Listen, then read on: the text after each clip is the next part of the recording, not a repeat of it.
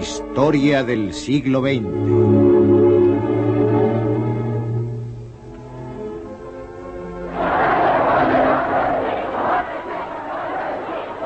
La revolución de un solo hombre, Mao Zedong. Este hombre, Mao Zedong, condujo un país de 540 millones de campesinos hacia el mundo moderno. Lo consiguió tras medio siglo de guerras civiles e internacionales. Utilizó una mezcla de nacionalismo y comunismo para mantener al pueblo unido y dirigió el Partido Comunista Chino durante 42 años.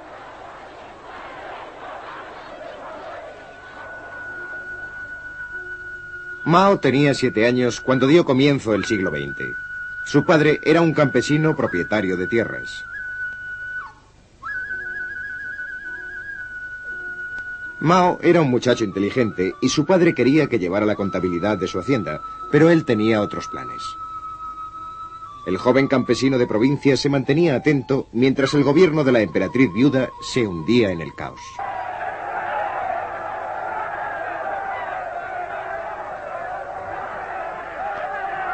En 1912 se formó el Kuomintang, un partido popular dirigido por Sun Yat-sen. Mao Zedong, primero estudiante, después profesor y posteriormente bibliotecario, estudió historia y política en profundidad. Mao empezó a tomar conciencia de lo mal gobernada que estaba China. La mayoría de sus puertos e industrias estaban en manos de poderes extranjeros. Shanghái, controlado por británicos y franceses, era el mayor de los puertos chinos.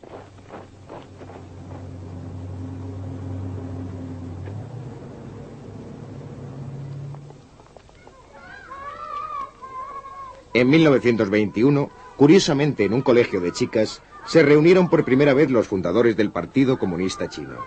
Mao se encontraba entre ellos. Decidieron unir sus fuerzas a las del Kuomintang.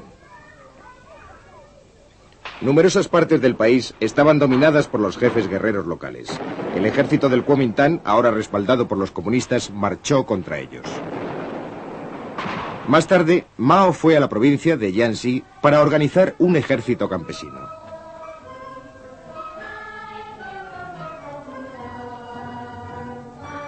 En Jiangxi, Mao confirmó su opinión de que el campesinado era la clave de la revolución en China. En 1927, la campaña del Kuomintang contra los jefes guerreros estaba en marcha. Pero las envidias de los comunistas en el interior del Kuomintang llevaron a una purga que supuso un desastre para estos. En una especie de noche de los cuchillos largos, algunos líderes comunistas fueron asesinados en Shanghái. Mao tuvo la suerte de no encontrarse allí. Algunos comunistas escaparon, refugiándose en las escasas plazas fuertes que aún conservaban. Me gustaría presentarles al presidente del gobierno nacional. El nuevo líder del Kuomintang era Chiang Kai-shek. Larga vida a los 3 principios del pueblo. Larga vida al espíritu revolucionario de la China nacionalista. Chiang odiaba el comunismo. Ordenó que sus tropas rodearan las bases comunistas de Jiangxi. Poco a poco fueron intentando acabar con ellos en una serie de campañas de exterminio.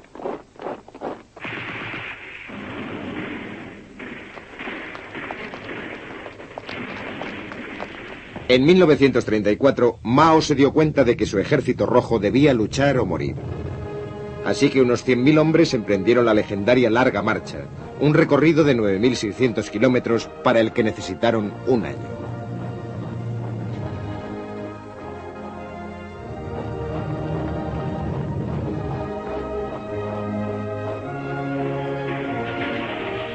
Las fuerzas del Kuomintang hostigaron a los participantes en la marcha. Durante esta, en una ciudad llamada Shunji, Mao fue elegido presidente del Partido Comunista Chino. Entonces, para eludir al Kuomintang, las tropas comunistas se dividieron. Mao condujo uno de los ejércitos.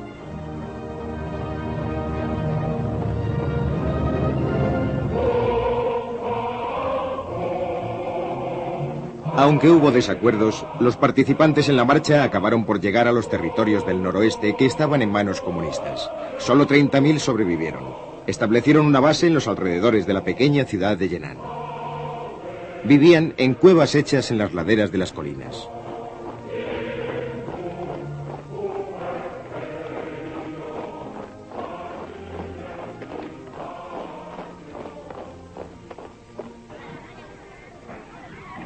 Un joven periodista americano, Edgar Snow, consiguió llegar hasta Mao en Yenan. Cuando Mao empezó a hablarme de sus planes sobre el futuro de China y la revolución, al principio me pareció un poco fantasioso porque él solo dominaba un territorio muy pequeño y tenía pocos hombres. Pero la forma en que me explicó su programa y sus ideas era tan lógica y convincente que al final acabé pensando que realmente se trataba de un presidente excepcional. Edgar Snow también filmó al ejército de Mao.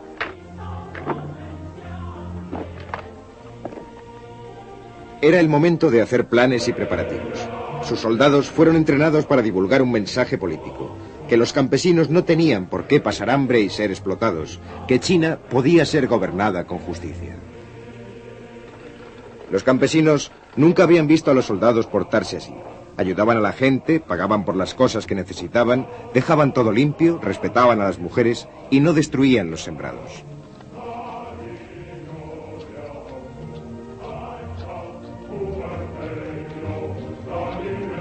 En 1937, Japón empezó una guerra con China. Ahora Chiang Kai-shek y los comunistas se enfrentaban a un enemigo común.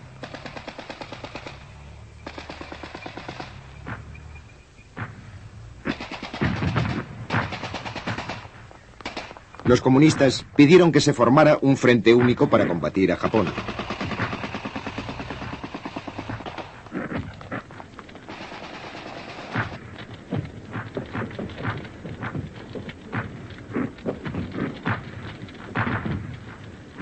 Los americanos y los británicos que apoyaban al Kuomintang pidieron a Chiang Kai-shek que aceptara la capitulación japonesa en 1945.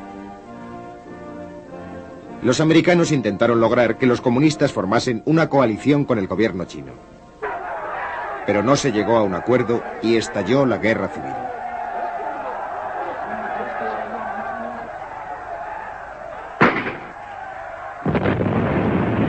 En un primer momento, el Kuomintang era muy superior numéricamente y tenía armamento más moderno, pero sus tropas estaban mal entrenadas y mal pagadas. En el verano de 1948, el Kuomintang ya había empezado a perder terreno. Mao eligió a Lin Piao como comandante para planear el ataque final. Unos meses más tarde, el Kuomintang se encontraba en franca retirada. Las tropas restantes se refugiaron en la isla de Taiwán, donde los americanos siguieron prestándoles apoyo. Para Mao Zedong se acercaba el momento por el que había luchado y hecho planes durante más de 20 años.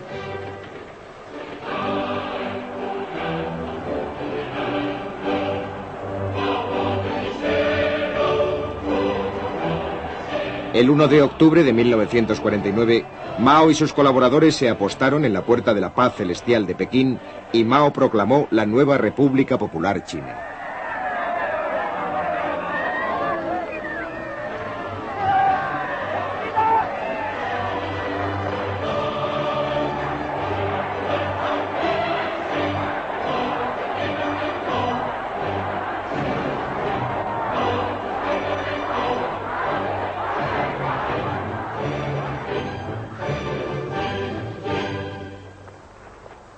La situación era muy grave. China pasaba hambre y estaba en ruinas. Mao y sus colaboradores empezaron a actuar con energía. Los grandes propietarios de tierras, en especial los que habían utilizado la violencia con los campesinos, fueron condenados por los tribunales populares. A muchos de ellos se les sentenció a muerte. Las escrituras de sus posesiones fueron quemadas y sus tierras se repartieron.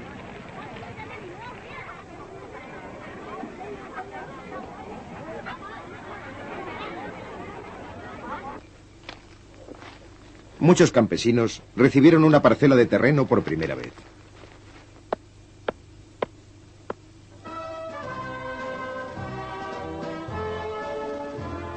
En Moscú, Stalin se entrevistó con Mao y le ofreció ayuda. Se envió a técnicos soviéticos para que ayudasen en la construcción de embalses, puentes, fábricas y ferrocarriles.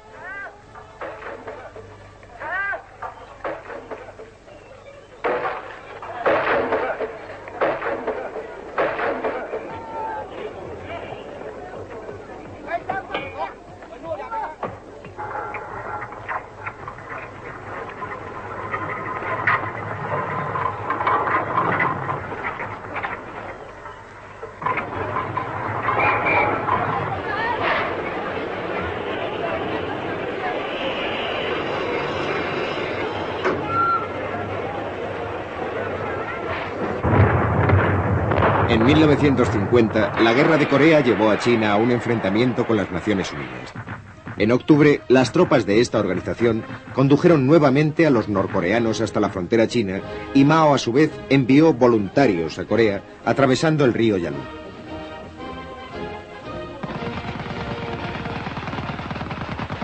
En un primer momento, las fuerzas comunistas chinas consiguieron vencer a las de las Naciones Unidas.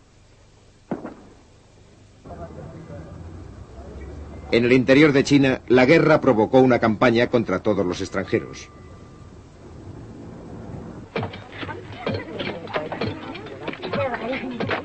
Mao quería estimular a la población para que consiguieran nuevos logros por sus propios medios. A mediados de los años 50 se formaron los colectivos agrícolas. Un colectivo era la unión de las pequeñas propiedades de los campesinos en unidades mayores. Se crearon más escuelas. Los campesinos eran entrenados como soldados a tiempo parcial. Mao tenía confianza en lo que hacía y aceptaba las críticas. En 1957, con el eslogan de que florezcan las 100 flores, pidió a los intelectuales que expresasen su opinión sobre el gobierno. Pero la campaña se le fue de las manos. Mao y el Partido Comunista fueron atacados abiertamente. La campaña de las 100 flores se dio por terminada. En 1958 llegó el gran salto hacia adelante, un enorme esfuerzo para colocar a China al mismo nivel que el industrializado mundo occidental.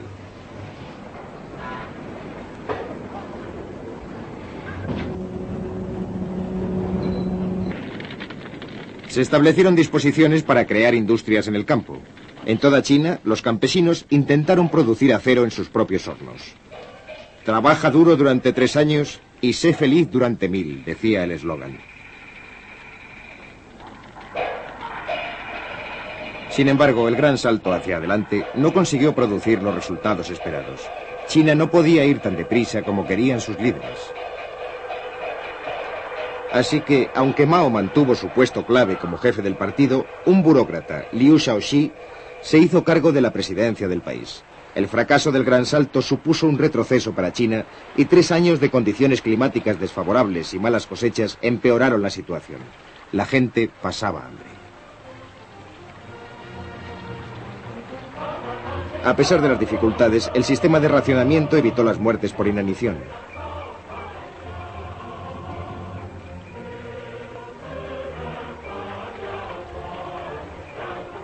En 1960, Khrushchev visitó Pekín. Tras la fachada sonriente, aumentaba la desconfianza y la sospecha entre China y la Unión Soviética. ¿Avanzaba China demasiado deprisa?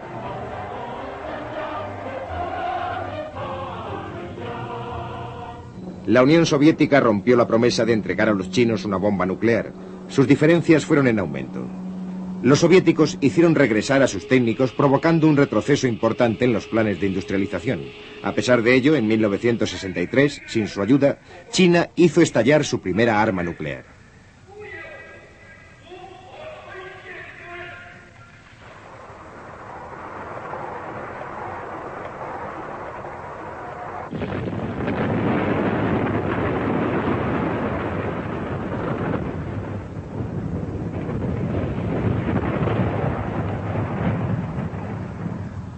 El presidente Mao no estaba contento con el creciente poder de la burocracia china. En 1966 trató de acabar con ella, dando comienzo a una revolución cultural por todo el país. En un pequeño libro rojo expuso sus pensamientos sobre cómo se debía vivir y trabajar. Lin Piao, al que entonces se consideraba futuro sucesor de Mao, habló a miles de jóvenes guardias rojos en Pekín. En nombre de la revolución cultural, se decidió acabar con las instituciones. La esposa de Mao, Jiang Qin, aportó sus propias ideas. Ella deseaba una revolución en las artes. Las escuelas y las universidades cerraron sus puertas. Los guardias rojos llevaron a cabo una violenta campaña contra todo lo que recordase el viejo mundo. Los oponentes de Mao fueron estigmatizados y hechos desaparecer.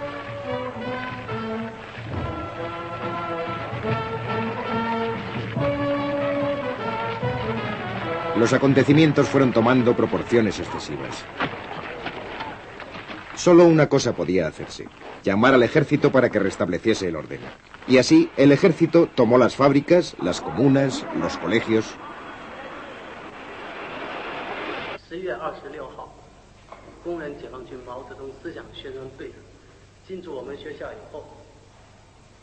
Cuando el caos de la revolución cultural hubo pasado, el objetivo de Mao fue rehacer el país.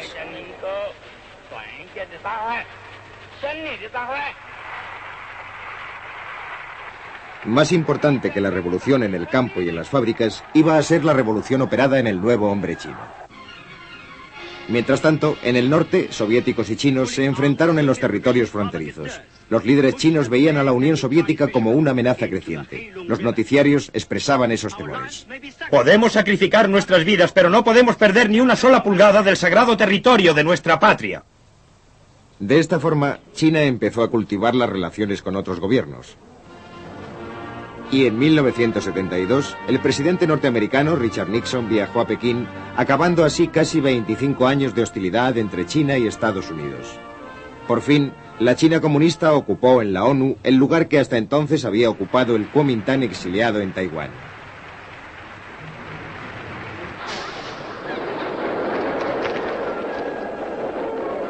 Ahora Mao tenía ya más de 70 años y estaba enfermo. Sin embargo, igual que otros hombres como Zhou Enlai, había luchado por la revolución y quería que ésta siguiese adelante.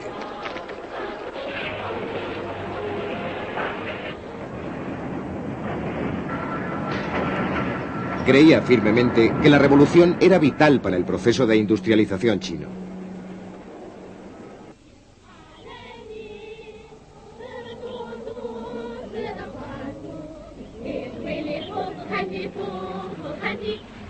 Las comunas, alguna de ellas de hasta 60.000 miembros, habían reemplazado a los colectivos agrícolas. Mao había logrado mejorar el nivel de vida de centenares de millones de chinos. Para todos ellos, Mao sobresalía entre otros líderes.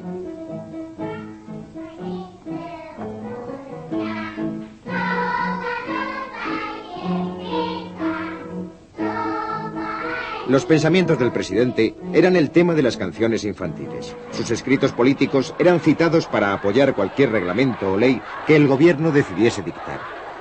Mao seguía siendo el reverenciado gran líder cuando murió en septiembre de 1976. Aquellos que, como su viuda, usaban las palabras de Mao para promover leyes extremistas, fueron pronto sustituidos. El liderazgo del país mayor del mundo recayó en Hua Kuo-fen. Aunque la nación seguía dominada por la memoria de Mao Zedong.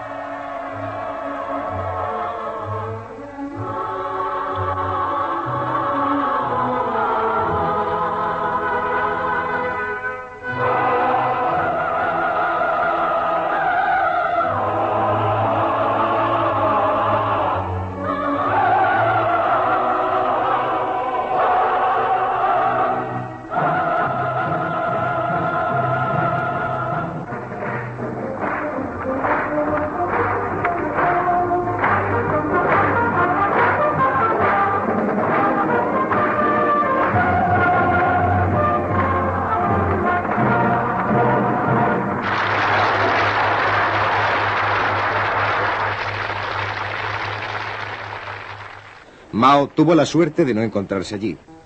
Algunos comunistas escaparon, refugiándose en las escasas plazas fuertes que aún conservaban. Me gustaría presentarles al presidente del gobierno nacional. El nuevo líder del Kuomintang era Chiang Kai-shek. Larga vida a los tres principios del pueblo. Larga vida al espíritu revolucionario de la China nacionalista. Chiang odiaba el comunismo. Ordenó que sus tropas rodearan las bases comunistas de Jiangxi. Poco a poco fueron intentando acabar con ellos en una serie de campañas de exterminio.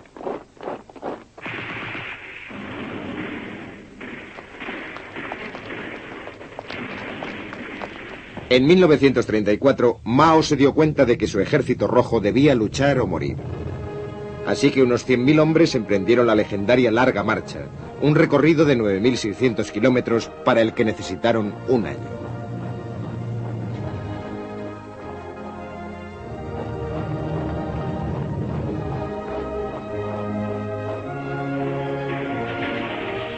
Las fuerzas del Kuomintang hostigaron a los participantes en la marcha.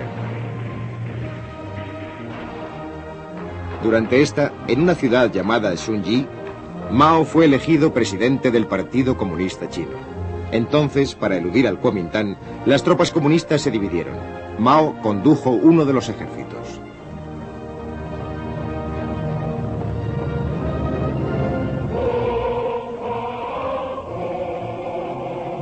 Aunque hubo desacuerdos, los participantes en la marcha acabaron por llegar a los territorios del noroeste que estaban en manos comunistas. Solo 30.000 sobrevivieron.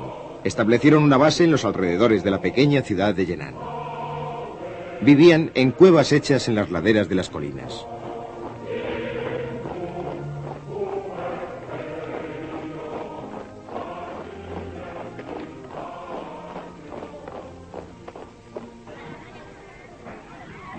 Un joven periodista americano, Edgar Snow, consiguió llegar hasta Mao en Yenan.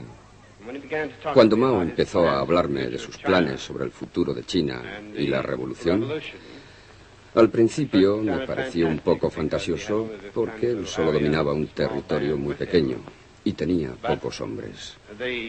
Pero la forma en que me explicó su programa y sus ideas era tan lógica y convincente que al final acabé pensando que realmente se trataba de un presidente excepcional. Edgar Snow también filmó al ejército de Mao. De que florezcan las 100 flores, pidió a los intelectuales que expresasen su opinión sobre el gobierno. Pero la campaña se le fue de las manos. Mao y el Partido Comunista fueron atacados abiertamente. La campaña de las 100 flores se dio por terminada. En 1958 llegó el gran salto hacia adelante, un enorme esfuerzo para colocar a China al mismo nivel que el industrializado mundo occidental.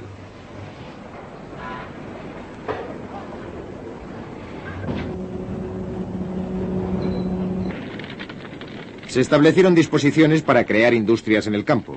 En toda China, los campesinos intentaron producir acero en sus propios hornos. Trabaja duro durante 3 años y sé feliz durante 1000, decía el eslogan.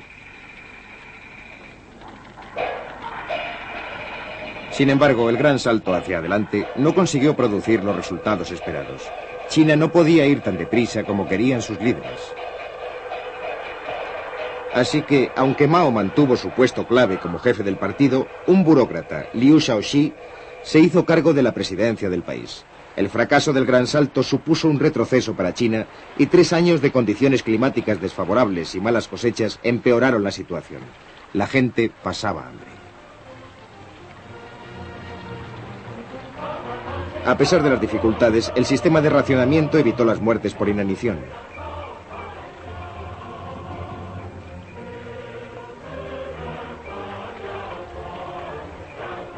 En 1960, Khrushchev visitó Pekín. Tras la fachada sonriente, aumentaba la desconfianza y la sospecha entre China y la Unión Soviética. ¿Avanzaba China demasiado deprisa?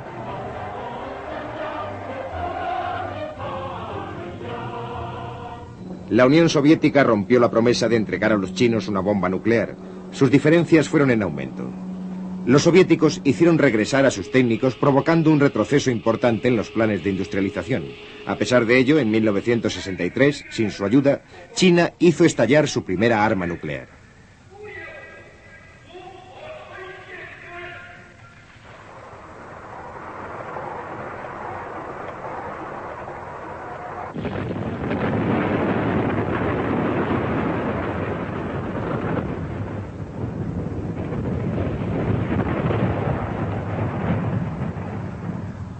El presidente Mao no estaba contento con el creciente poder de la burocracia china. En 1966 trató de acabar con ella, dando comienzo a una revolución cultural por todo el país. En un pequeño libro rojo expuso sus pensamientos sobre cómo se debía vivir y trabajar. Lin Piao, al que entonces se consideraba...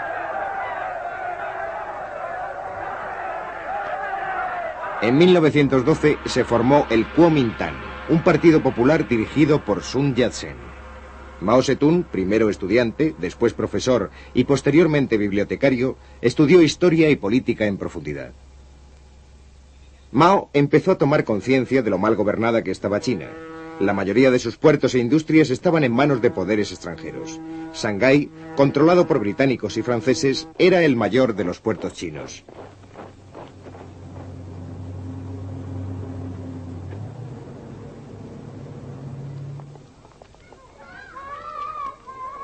En 1921, curiosamente en un colegio de chicas, se reunieron por primera vez los fundadores del Partido Comunista Chino. Mao se encontraba entre ellos. Decidieron unir sus fuerzas a las del Kuomintang. Numerosas partes del país estaban dominadas por los jefes guerreros locales. El ejército del Kuomintang, ahora respaldado por los comunistas, marchó contra ellos. Más tarde, Mao fue a la provincia de Jiangxi para organizar un ejército campesino.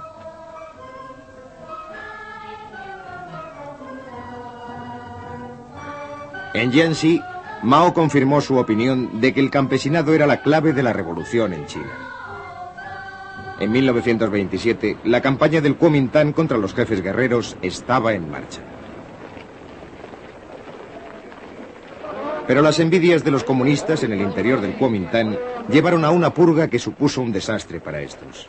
En una especie de noche de los cuchillos largos, algunos líderes comunistas fueron asesinados en Shanghái.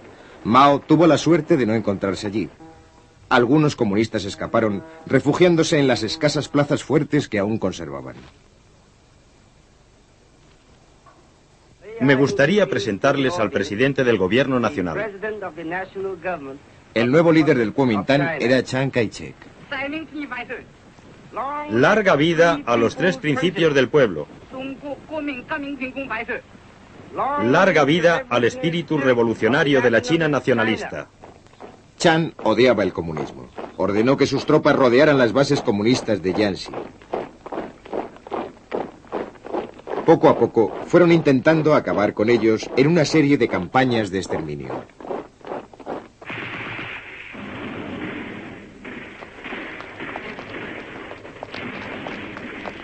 En 1934, Mao se dio cuenta de que su ejército rojo debía luchar o morir. Así que unos 100.000 hombres emprendieron la legendaria Larga Marcha, un recorrido de 9.600 kilómetros para el que necesitaron un año.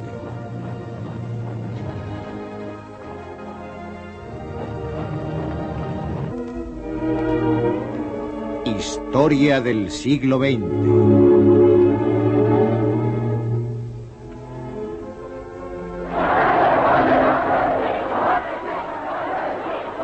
La revolución de un solo hombre, Mao Zedong. Este hombre, Mao Zedong, condujo un país de 540 millones de campesinos hacia el mundo moderno. Lo consiguió tras medio siglo de guerras civiles e internacionales. Utilizó una mezcla de nacionalismo y comunismo para mantener al pueblo unido y dirigió el Partido Comunista Chino durante 42 años.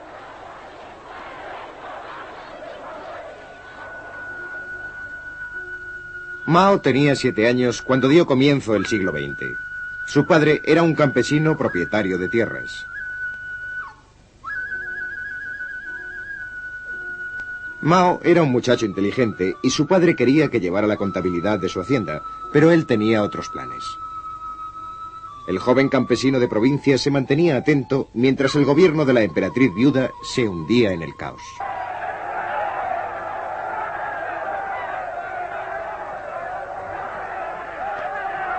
En 1912 se formó el Kuomintang, un partido popular dirigido por Sun Yat-sen. Mao Zedong, primero estudiante, después profesor y posteriormente bibliotecario, estudió historia y política en profundidad. Mao empezó a tomar conciencia de lo mal gobernada que estaba China. La mayoría de sus puertos e industrias estaban en manos de poderes extranjeros. Shanghái, controlado por británicos y franceses, era el mayor de los puertos chinos.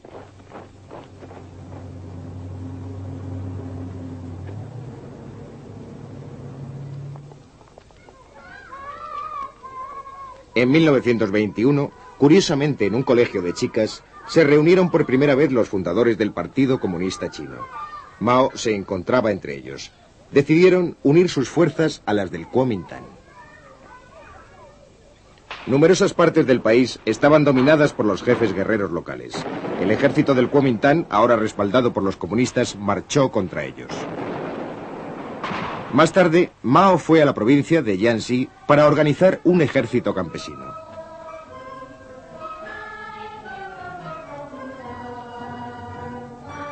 En Jiangxi, Mao confirmó su opinión de que el campesinado era la clave de la revolución en China. En 1927, la campaña del Kuomintang contra los jefes guerreros estaba en marcha. Pero las envidias de los comunistas en el interior del Kuomintang llevaron a una purga que supuso un desastre para estos. En una especie de noche de los cuchillos largos, algunos líderes... El 1 de octubre de 1949, Mao y sus colaboradores se apostaron en la Puerta de la Paz Celestial de Pekín y Mao proclamó la nueva República Popular China.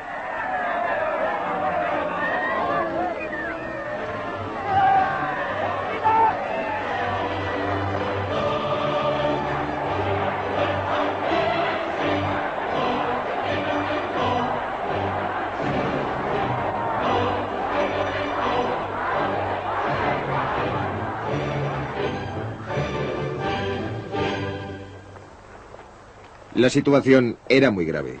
China pasaba hambre y estaba en ruinas. Mao y sus colaboradores empezaron a actuar con energía. Los grandes propietarios de tierras, en especial los que habían utilizado la violencia con los campesinos, fueron condenados por los tribunales populares. A muchos de ellos se les sentenció a muerte. Las escrituras de sus posesiones fueron quemadas y sus tierras se repartieron.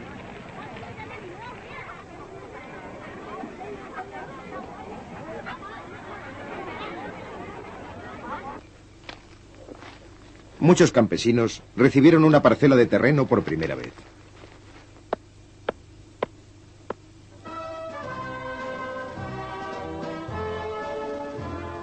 En Moscú, Stalin se entrevistó con Mao y le ofreció ayuda.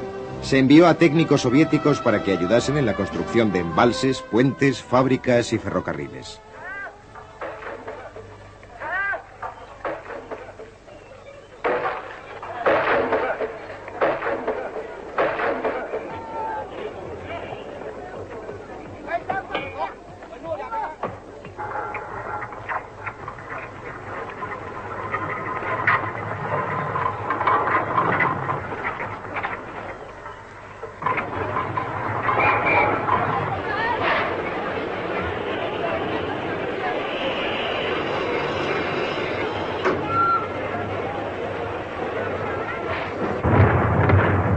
En 1950, la Guerra de Corea llevó a China a un enfrentamiento con las Naciones Unidas.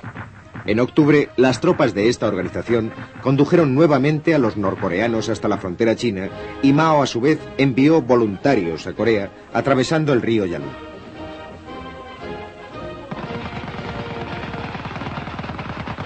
En un primer momento, las fuerzas comunistas chinas consiguieron vencer a las de las Naciones Unidas. En el interior de China, la guerra provocó una campaña contra todos los extranjeros.